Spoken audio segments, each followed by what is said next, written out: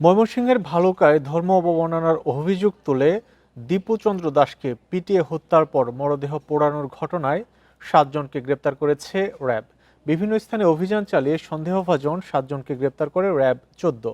এর আগে বৃহস্পতিবার রাত 9টার দিকে ভালুকার ডুবালিয়ায় এলাকায় পায়োনিয়র নিট কম্পোজিট কারখানায় ওই তরুণকে পিটিয়ে হত্যার অভিযোগ ওঠে তৌহিদি জনতার বিরুদ্ধে। পরে মরদেহে আগুন দিয়ে পুড়িয়ে ঢাকা ময়মনসিংহ মহাসড়ক অবরোধ করে বিক্ষুব্ধরা। পুলিশ জানিয়েছে কারখানায় কর্মরত শ্রমিক দীপুচন্দ্র দাসের বিরুদ্ধে মহানবী সম্পর্কে কটূক্তির অভিযোগ ওঠে। বিষয়টি জানাজানি হলে এলাকায় উত্তেজনা দেখা দেয়। এক পর্যায়ে তৌহিদি জনতার মারধরে ঘটনাস্থলেই মারা যায় দীপুচন্দ্র দাস।